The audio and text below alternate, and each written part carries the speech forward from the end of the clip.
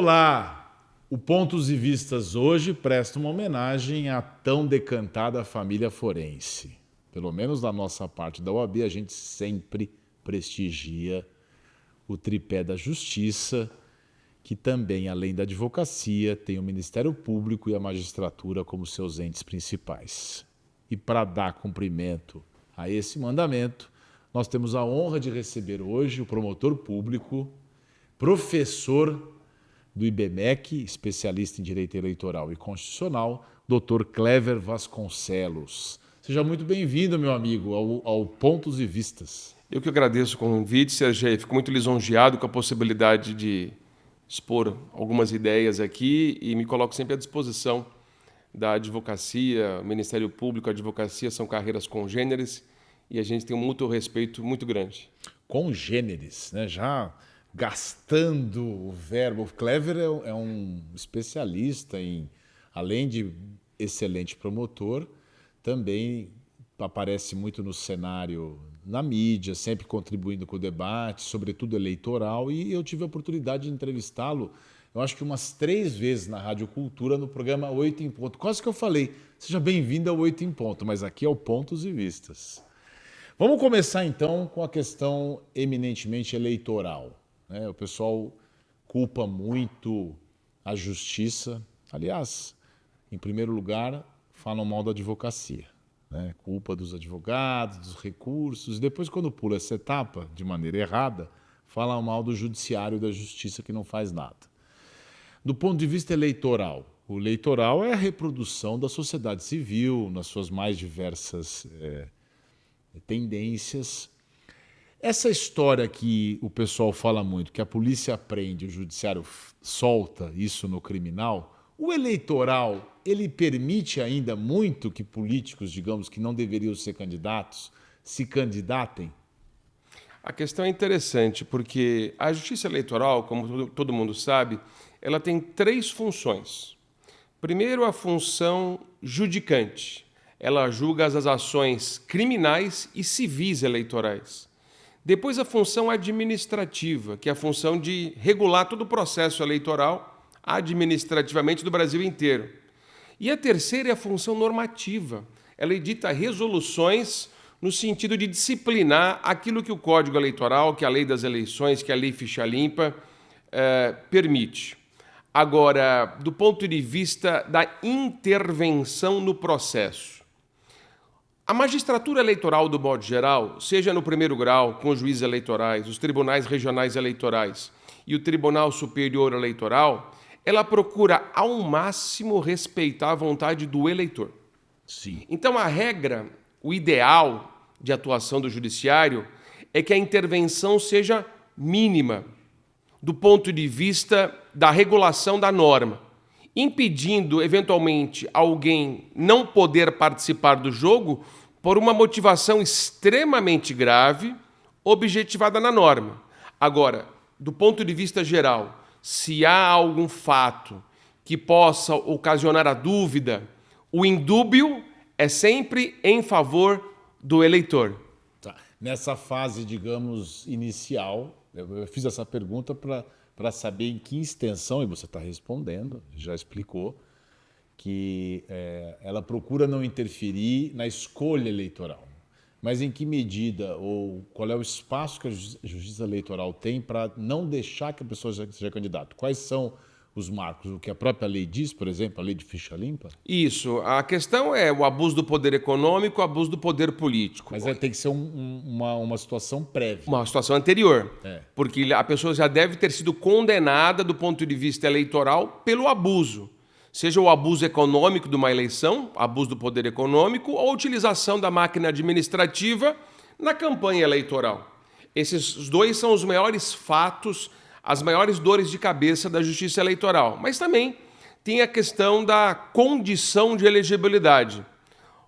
Porventura, de repente, um candidato tenha sido condenado previamente pela justiça eleitoral, ele terá um prazo de inelegibilidade de 8 anos, então não pode participar da eleição. É o caso do ex-presidente Jair Bolsonaro. Então, a Justiça Eleitoral vai intervir nesses 2 casos.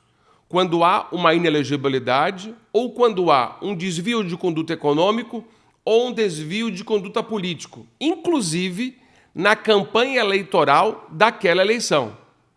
O grande agravante disso tudo é que se eu, candidato, utilizo a máquina administrativa ou utilizo Caixa 2 na minha campanha, essa ação invariavelmente será julgada depois. O cidadão já está eleito. Esse é o problema. Aí ninguém entende porque cassou. Aí caça o mandato do sujeito e nós temos que ter eleições suplementares. Isso desestabiliza um pouco o sistema. Mas não desestabiliza por força da atuação da Justiça Eleitoral. Desestabiliza por força daquele que não soube fazer uma campanha eleitoral a contento. Porque aí seria a segunda fase, né? Que não, aí não é mais indúbrio pró-candidato, aí seria indúbrio pró-sociedade ou indúbrio pró o eleitor que votou, às vezes até ludibriado. E nós temos situações, por exemplo, recentemente a gente teve uma eleição em São Paulo que um candidato foi acusado, acho que esse processo está correndo ainda, nem sei se como é que foi o desfecho, foi acusado de usar um laudo falso, por exemplo. Isso tudo é crime eleitoral, né? Porque, na verdade, o ponto da questão principal era a utilização das redes sociais de forma a mercantilizar a eleição, ou seja, você utiliza a sua rede, porque hoje a eleição, basicamente, a campanha é feita na rede social também, mas você utiliza a sua rede para monetizar a sua campanha.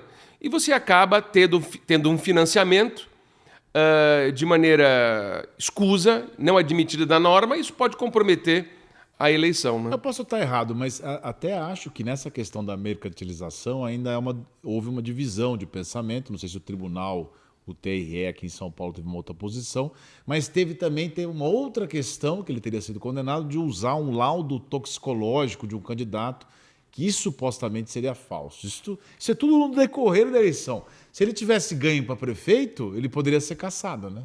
Mas é importante a gente estar no canal da advocacia, que isso é importantíssimo. Por isso que o papel do advogado... Eu sempre falo, campanha eleitoral tem duas pessoas que são importantíssimas além do candidato. Um advogado e o contador. Numa campanha eleitoral sem advogado e sem contador, não dá certo. Então, nesse caso, o que o candidato deveria fazer? Consultar o seu advogado, se pode postar esse laudo, seja no WhatsApp ou na rede social, no sentido de verificar se isso causa algum dano numa campanha eleitoral. Esse papel do advogado eleitoralista, do advogado que trabalha na campanha eleitoral, é primordial para assegurar o exercício do mandato. Isso é fundamental. Neste caso em específico, foi o que aconteceu. Houve a instantaneidade de receber o laudo e postar, sem a consulta prévia do seu advogado. Mas aí também não adianta pôr a culpa no contador, né? Não, a culpa na parte contábil, né? Porque no do laudo não tem como pôr a culpa em ninguém. Não. A culpa muito menos no advogado. Mas no caso da contabilidade, que você disse que é importante, isso acontece muito em crimes tributários também, até fora do eleitoral, em que às vezes o cidadão põe culpa no contador. Ele fez a declaração errada, mas a justiça não aceita isso. Não, tanto é que na legislação eleitoral, vocês sabem, existem dois profissionais que não se submetem ao teto de gastos fixados pelo TSE, que é o advogado e o contador. O candidato pode gastar além do limite fixado pelo essas duas carreiras. Com esses dois profissionais, porque são imprescindíveis em uma campanha. Nesse caso, por exemplo, a responsabilidade me parece mais do candidato de não ter consultado previamente seu advogado se poderia soltar ou não essa informação. Eu não sabia dessa do advogado e do contador, mas se o candidato gastar todo o dinheiro com os dois, vai ficar meio estranho, né? Não vai ficar meio suspeito? Na verdade... Vamos imaginar um candidato aí com um volume mais vultuoso. Aí a prestação de conta é só o contador e o advogado. Aí eu acho que pode ser que abra um precedente. Hein? A norma fala... Porque aqui eu defendo o advogado. Eu sei. A norma, ela traça Não há limite. Para o advogado e Mas para não o quer contador... dizer que tudo vai para o advogado. Né? Aí precisa verificar... É uma questão de interpretação. Interpretar quanto e a que título foram esses honorários. Falando em interpretação e voltando um pouquinho desse período aí pró-candidato, e aí entra a questão da ficha limpa. Ficha limpa teve várias, como tudo no Brasil, a gente tem uma fúria legiferante, depois a gente tem uma digamos, uma roda gigante, né? Um trem, diria até um trem desgovernado de interpretações do Poder Judiciário que vai e volta, haja vista a questão da prisão em segunda instância, né? A gente não tem essa segurança jurídica. Com a ficha limpa, como é que a ficha limpa está hoje? Ela deu certo? Ela sofreu modificações? Fala para nós um pouco. A Lei Ficha Limpa, ela foi produto da iniciativa popular. A Lei Ficha Limpa, ela criou uma barreira de inelegibilidade de 8 anos para quem for pego na prática de abuso do poder econômico, abuso do poder político. A grande crítica da legislação de 2010 é no sentido de inviabilizar candidaturas futuras por esse prazo de 8 anos. Porque esse prazo de 8 anos acaba pegando o quê? 2 ou 3 mandatos. E isso pode ser o fim do político. Porque ele cai no esquecimento. Recentemente, e você toca num assunto importante, nós tivemos a edição da Lei Complementar 219, que alterou parcialmente a Lei Ficha Limpa. Certo. E ela reduziu um pouco esse caminho de 8 anos. Reduziu como? Que os 8 anos seriam contados não a partir mais da decisão que reconhece a inelegibilidade, mas a partir da eleição que deu causa ao abuso. Dá um gap maior para o cidadão ser candidato. Eu falo que existe aí uma remissão eleitoral. Existe um perdão da inelegibilidade parcial e acaba propiciando que os candidatos que sejam condenados possam ressurgir não depois de 10, 12 anos, mas depois de 8 anos. Ou seja, o Congresso Nacional deu um aviso. Nós não podemos trazer a inelegibilidade como pena perpétua, né? Isso caracterizava a perpetuidade de uma sanção eleitoral. A gente não gosta de fulanizar o debate aqui, e para você que está ouvindo, fulanizar não é baixar, não. Fulanizar é apontar nomes, tá? Mas teve o caso do ex-presidente Jair Bolsonaro, que inclusive já transitou em julgado, então acho que é um caso interessante. O dele foi considerado abuso eleitoral. O dele foi abuso do poder político. Do poder político. É poder econômico e abuso do poder político. Isso. Para ele, se aplicaria essa remissão que você mencionou, esse período menor para ele poder ser candidato? Se ele fosse candidato no futuro? Não, porque no caso dele não houve alteração, não é? Tá. A inelegibilidade dele vai até 2030. Tá. Né? É o que eu digo. O ex-presidente Jair Bolsonaro, ele não pode ser candidato até esse período. Mas ele tem um capital político muito grande. Isso não impede que ele se pronuncie sobre um eventual candidato, quem ele apoie. Mas por que a gente tem essa... É um pouco também sintoma de uma insegurança e do debate público que está estabelecido. Mas você vê, todas as pesquisas eleitorais ainda o incluem nas sondagens. Por que isso? Se ele definitivamente, se a justiça brasileira diz, por que não inclui ele? É uma pergunta política, né? Não mas tem sentido essa pergunta. Por quê? Porque Podia ter anistia, isso? Isso, uma parcela da imprensa acredita que a anistia ainda pode possibilitar a candidatura dele, mas acontece que a anistia ela tem única e exclusivamente efeitos penais, criminais, e não efeitos eleitorais. A anistia não implicaria na elegibilidade. Não implica. Ainda que exista uma anistia, ela, que é algo discutível, o Supremo já falou isso, né? Teve até ex-ministros que se posicionaram que eu não concordo com isso. O judiciário tem que aguardar a provocação. Mas eu acho que é um erro de estratégia jurídica por parte da imprensa que inclui uma pessoa que não pode ser candidata como pretenso candidato. Isso pode acabar atrapalhando, inclusive, o eleitor. Bom, a gente transitou aqui e rapidamente para fechar esse assunto. Na sua avaliação, a justiça melhoral, hein? Justiça melhoral é da eleitoral. Era perguntar se ela melhorou.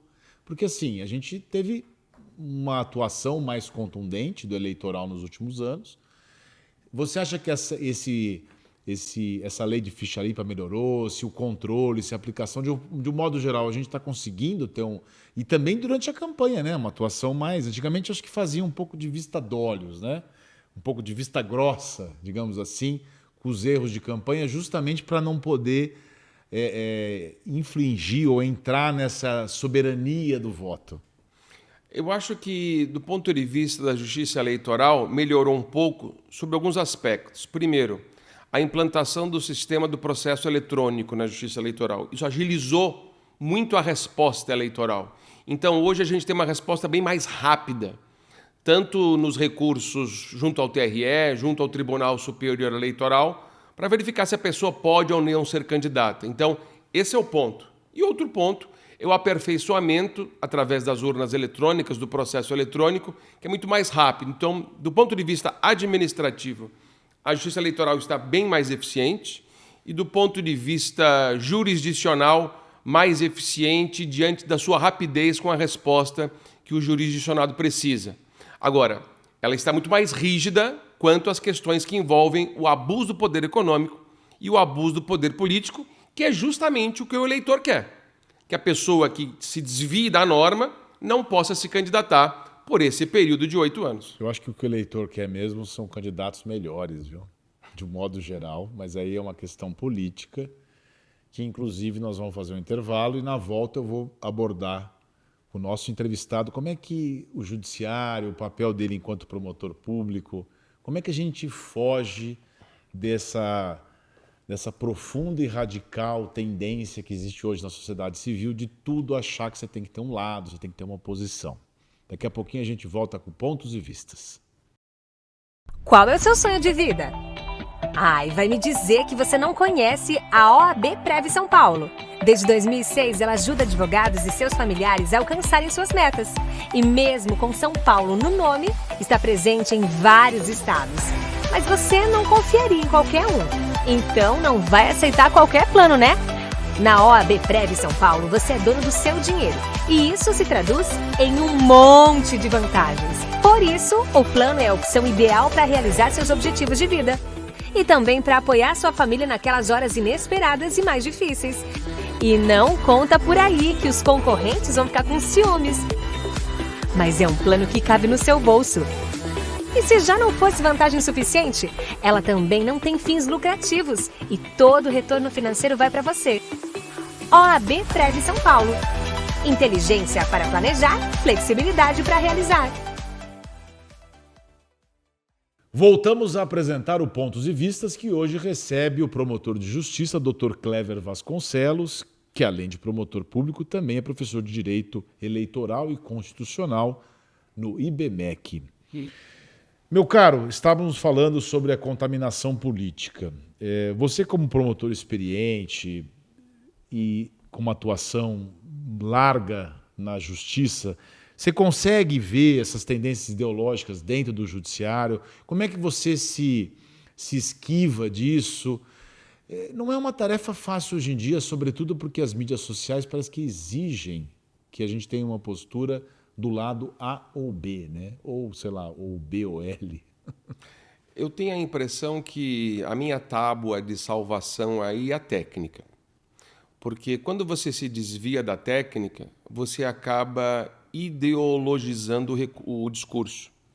Então, nós do Ministério Público, os colegas da magistratura, que temos restrições de atividade político-partidária, pelo menos depois da Constituição de 1988, é importante que nós fiquemos nessa via estreita, nesse corredor da técnica. Fora disso, não há espaço para manifestação do ponto de vista ideológico. Então, a tábua de salvação nossa é a técnica. Isso é muito importante. Mas nesse corredor não tem aquele pessoal empurrando assim, Sempre, igual no, sempre. Sei lá, no exército, que o pessoal fica, né? Sim. Aí tem as corregedorias, tem o Conselho Nacional do Ministério Público, o Conselho Nacional de Justiça, que tem que sancionar essa autoridade que se desvia da sua análise técnica para acabar fazendo campanha eleitoral com discurso jurídico. Já entendi. Tem gente que aparece no corredor assim, desfilando. Então. A gente não pode. Você não vai falar exatamente. A gente não pode politizar a justiça. A partir do momento que a gente politiza a justiça, a gente acaba abrindo mão de um princípio que é fundamental, que é o princípio da imparcialidade. Até para o acusador. Ele tem que ser imparcial do ponto de vista de patrocinar o interesse da norma. Então, eu acho que esse é o ponto crucial nós, autoridades, nesse sentido de não nos desviarmos do lado técnico. Você sabe que esse é um mandamento do nosso Estatuto da Advocacia também. O advogado, quando se apresenta em manifestações públicas, ele deve se abster a tratar o tema com sensacionalismo. O seu imperativo como promotor de justiça é muito mais rígido, porque digamos que o promotor e o juiz não podem nem fazer política. E vira e mexe, você também contribui com o debate. Isso, ninguém está impedido de fazer o debate público, que é importante, ouvir a opinião de você que tem uma especialidade em direito eleitoral. Só que nesse momento, às vezes você aparece lá, juíza de direito, aí vai lá, entra no lado político e fala, não, é realmente um absurdo essa decisão, tal. Aí você vê um tom mais político, e aí você falou, aí entra a autoridade. Como é que você, além do corredor, o que mais deve nortear essa sedução de caminhar para a opinião? Porque, sabe por que eu estou te perguntando isso? Porque não dá audiência. É capaz de você não ser chamado mais. Ah, mas o Clever tem uma posição muito olímpica. Talvez ele seja isentão. As pessoas querem gente que fale quem está certo e quem está errado. Então, para esse tipo de entrevista, que chamem o político. Eu sempre falo, a liberdade de expressão do pensamento pressupõe dois lados. O lado positivo de fazer e o lado negativo de não fazer. Ou seja, o fato de eu estar proibido constitucionalmente de me manifestar politicamente é o lado negativo. Ou seja, o não fazer, o não se manifestar, integra a liberdade de expressão do pensamento para quem tem essa restrição constitucional. Então, dentro desse diagnóstico, a ideia é justamente verificar o lado do efeito negativo da utilização da liberdade. E isso serve para nós, do Ministério Público, quanto para a magistratura. Agora, se o debate for político, que chamem os políticos. Ah, se quer categorizar o profissional como isentão, ótimo. A minha isenção é com base no patrocínio do interesse da norma. A gente está fazendo um debate aqui na OAB, a diretoria da Ordem, o presidente da OAB montou uma comissão com notáveis para poder discutir reformas do judiciário, algumas situações. Eu vi. Um dos debates é essa questão da exposição na mídia, que é decorrente, por exemplo, da transmissão ao vivo dos julgamentos do Supremo e tal. Eu já fui mais entusiasta, eu confesso que, partindo do pressuposto da Constituição, e você que é especialista constitucional, de que todo julgamento deve ser transparente, todo julgamento tem que ser público, eu achava que nunca se poderia condenar a transmissão. Mas reconheço que o povo exagera. Eu, se fosse presidente do Supremo, eu falava, você tem 15 minutos, que igual advogado para sustentar, se quiser. Se quiser, põe o teu voto lá no site, alguém acessa. Você acha que está na hora da gente rever um pouco o quê? A atuação funcional do ministro? Porque assim, quem é que controla o ministro do Supremo? Ou a gente deve realmente dizer o seguinte, desliga a televisão, desliga o YouTube porque não está dando mais? Eu creio... Ou nenhuma dessas duas coisas? Eu creio que dentro de uma linha de conduta, os ministros devem aderir a uma nova velocidade. O que é essa nova velocidade? A velocidade da atuação para o caso concreto. Julgar o caso concreto. Eu percebo muitas vezes hoje que o voto deixa de ser uma análise do caso concreto e passa a ser uma aula. A aula deve estar destinada às faculdades e não aos tribunais. Eu acho que o acórdão não pode ser uma peça de doutorado, de mestrado, de aula. É o que é, né? O acórdão deve se direcionar e o voto à análise daquele caso que está sendo aventado. Sobre a questão midiática do Supremo Tribunal Federal, eu perguntaria qual é o tribunal no mundo que tem a transmissão ao vivo dos seus julgamentos. Eu desconheço. Nos Estados Unidos não há, na Europa não há. Aí você fala, mas isso é útil porque o cidadão sabe o que se passa no Supremo. Mas ele acaba tendo uma visão daquele voto parcialmente dentro daquilo que ele acha do que é correto. Então ele acaba traduzindo um voto técnico em um voto politizado. Isso acaba expondo o Supremo Tribunal Federal. Os próprios ministros, conversando com alguns ministros que eu tenho, graças a Deus, a possibilidade de conversar com eles em matérias técnicas, eles falam, essa exposição às vezes não é boa. Mas há um descontrole. E essa nova velocidade o próprio ministro precisa se policiar e na hora do seu voto julgar somente o caso concreto. Tem um outro problema que a gente dizia aqui nos bastidores, é que as pessoas ligam ou vão assistir esses votos que você disse técnicos, ou discussões de tese. Eu, assim, reputo totalmente inadequado, inclusive a sede, ficar lá discutindo detalhes, aí traz invocações. Isso tudo podia estar lá no site, né, no voto e tal. E a gente estava conversando aqui no bastidor. A pessoa liga para ver o que ela quer. Ela não liga para ver o ministro e pensar, será que ele tem razão? Ela liga lá para ver a condenação daquele político ou a absolvição. O contrário disso, ela vai pegar todos os termos técnicos do outro voto e começar a gritar na internet aquele outro voto técnico para poder prevalecer o time de futebol dele. Eu percebo que nas redes sociais há muitos cortes de parte do julgamento, cortes de partes da análise do membro do Ministério Público, da advocacia, e isso acaba levando a atuação profissional do julgador, do acusador, do defensor, nessa massificação ideológica de posicionamento. Eu perguntaria, qual foi a última vez que você viu no Supremo Tribunal Federal um ministro dizer o seguinte: eu voto com o relator? É raro isso. Hoje o ministro pega na hora de votar e fica falando meia hora, 40 minutos, 50 minutos, até o dia inteiro. O pior é que... E são 11 ministros. Isso acaba estendendo o julgamento. E às vezes um ministro critica, pega o seu voto para criticar o outro, não fala o nome, porque às vezes fala, pode descambar até em xingamento, já aconteceu várias vezes. Aí o outro pede para votar também e começa a fazer referência para se defender do voto do outro. Ou seja, como diria minha avó, onde nós vamos parar? O parlamento, o lugar onde se fala, onde se parla, é do outro lado da praça. Mas isso aí, agora, recentemente, o ex-ministro do presidente do Supremo reclamou que Não, acho que foi um ministro outro dia, durante o julgamento, alertando o advogado. Sempre cai no advogado. Você ri, é porque você é promotor. Promotor é bem tratado. O advogado, o ministro, acho que foi o ministro Dino outro dia, quem eu respeito também, falou assim, aqui não é parlamento, viu? O advogado tem que entender que aqui... Quer dizer, o advogado que vai ser tolhido, o advogado é o que menos, é o que mais tem que ter liberdade. Ele pode até exagerar, claro. Mas, o senhor não venha com um discurso forte aqui, não. Quer dizer, eles podem ficar horas falando, às vezes, o sexo dos anjos e o advogado é que é tolhido. Acho que, de um modo geral, o sistema está bagunçado, né, Clever? Eu acho que a questão é uma mudança de mentalidade. Isso que eu falei para você anteriormente, ganhar uma nova velocidade. Eu acho que é uma mudança de mentalidade do julgador.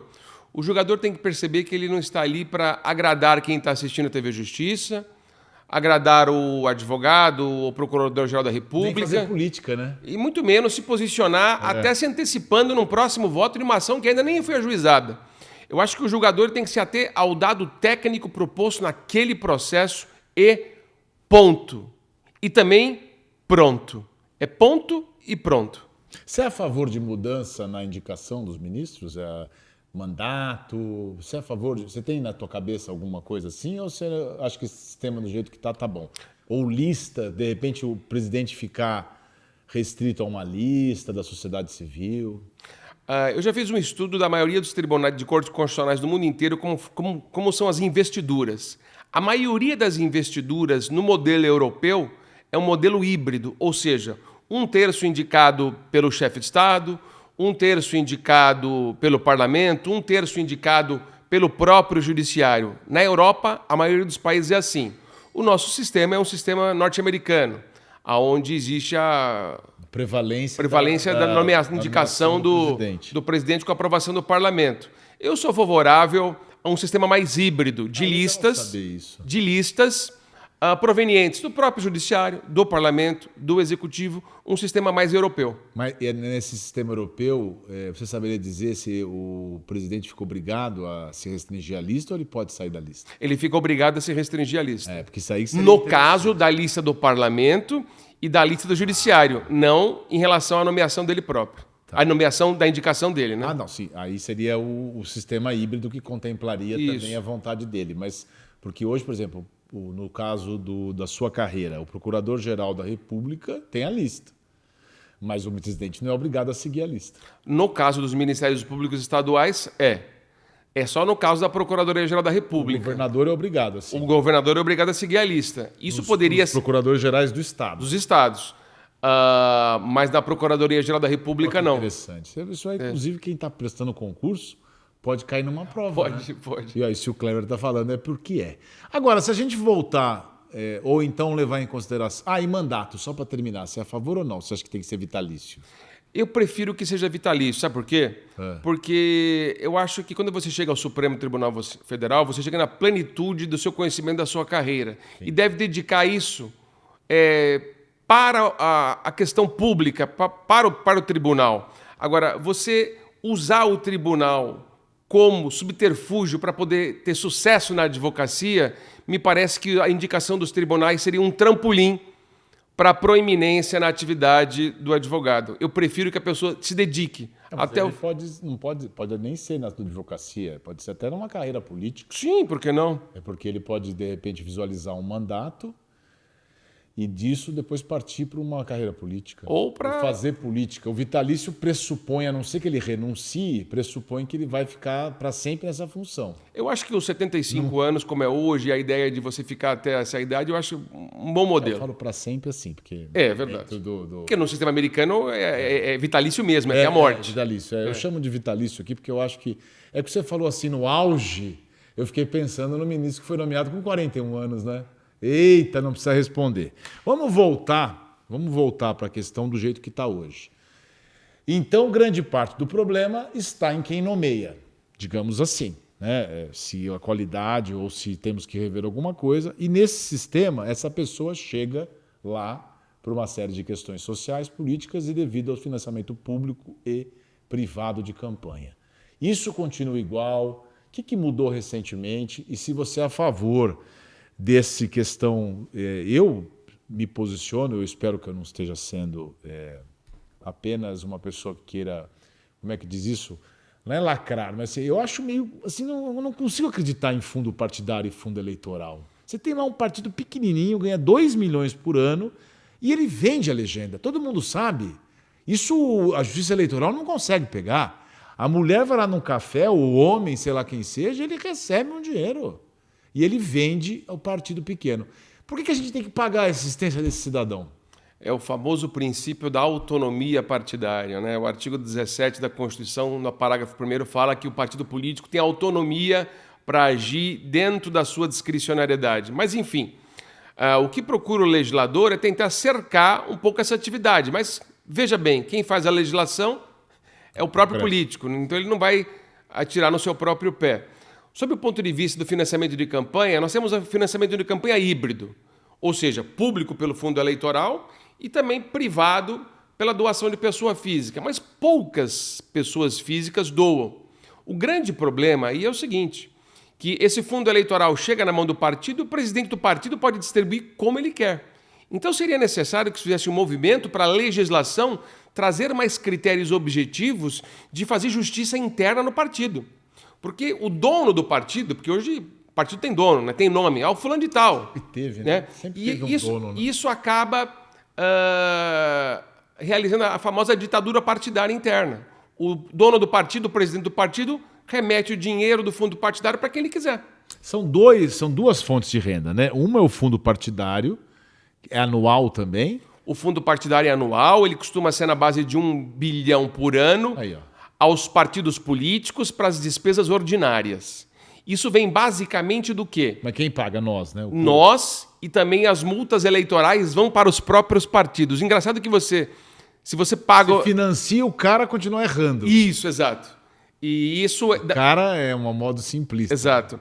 Numa base de 1 bilhão por ano para todos os partidos políticos divididos conforme a proporção no parlamento. E o eleitoral é só em época de eleição? O fundo eleitoral, basicamente numa base de 5 bilhões, 6 bilhões, a cada 2 anos, sendo distribuídos também nessa proporção conforme a distribuição de cadeiras no parlamento. E a grande, digamos assim, contrapartida dessa minha afirmação é que você precisa injetar dinheiro, porque senão as pessoas vão fazer corrupção de maneira privada e você também vai bloquear acesso de pequenos partidos que querem começar e que senão só os grandes é que vão se manter.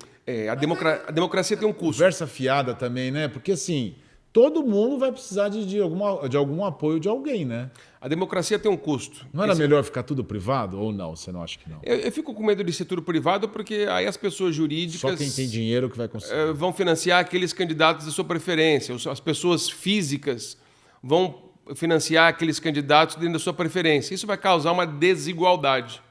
Você acha que então tem que ficar nesse modelo com uma fiscalização ou uma justiça interna de distribuição do dinheiro dentro do partido? Mas como é que faz isso? Através de uma inserção de uma legislação atuante, que o parlamento não faz. Porque além do dinheiro tem questão de quem manda, porque aí o pessoal não deixa nunca aparecer uma pessoa nova no partido. É sempre o mesmo cacique.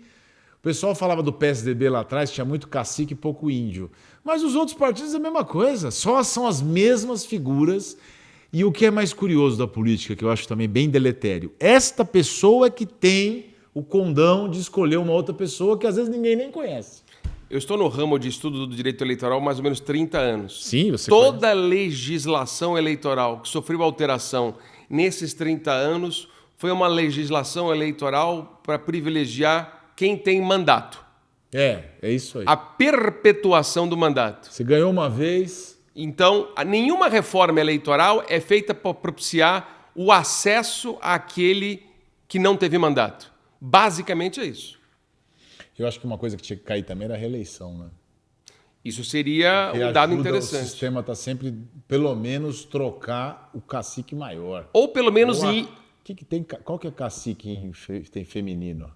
Não sei. Não tem, né? Ou a mulher, né? Que também já tivemos presidente da República.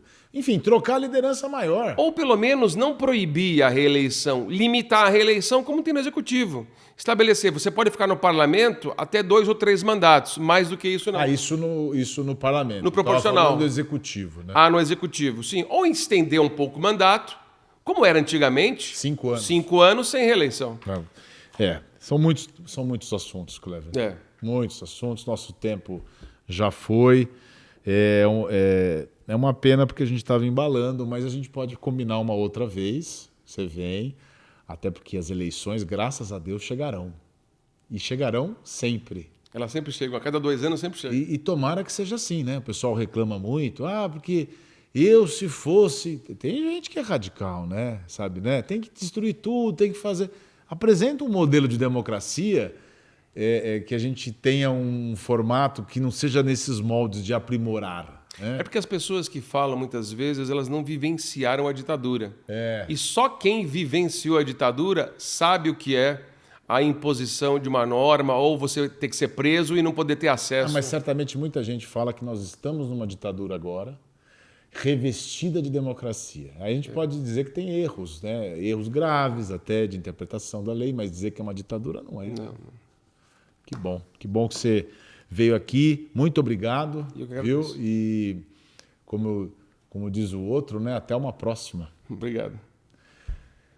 Agradeço a você que ficou até agora participando desse Pontos de Vistas, que é uma iniciativa da OAB de São Paulo que visa trazer um debate diferente. Pode nos chamar de isentos, que a gente até gosta, viu? Um abraço e até a próxima.